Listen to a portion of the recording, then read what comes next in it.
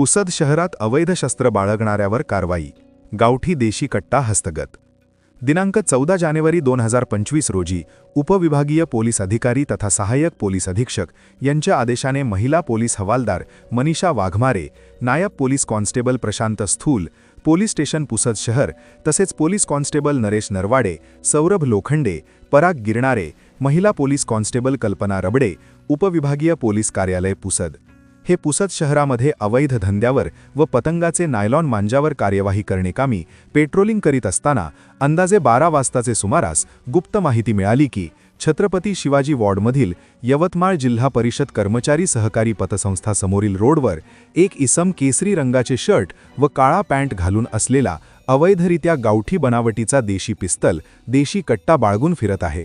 त्यावरून 2 पंचांसह तेथे गेले असता सदर इस्मास पंचासमक्ष थांबून त्यास त्याचे नाव गाव विचारले असता त्याने आपले नाव शेख समद शेख पाशू, वय 18 वर्ष, राहणार डोगरगाव, तालुका महागाव, जिल्हा यवतमाळ असे सांगितले।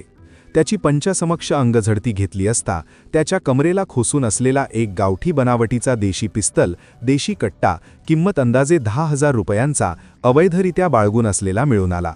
सदर मुद्देमाळ पंचासमक्ष जप्त करण्यात आला असून आरोपी विरुद्ध पोलीस स्टेशन पुसद शहर येथे अपराध क्रमांक 28/2026 कलम 3(25) भारतीय हत्यार कायद्याप्रमाणे गुन्हा नोंद करण्यात आला। सदरची कार्यवाही वरिष्ठांच्या मार्गदर्शनाखाली पुसद शहर पोलीस स्टेशनचे ठाणेदार पोलीस निरीक्षक सेवानंद वानखडे यांच्या नेतृत्वात पोलीस पथकाने केली असून गुन्ह्याचा पुढील तपास पोलीस उपनिरीक्षक ठोंबरे हे करीत आहेत।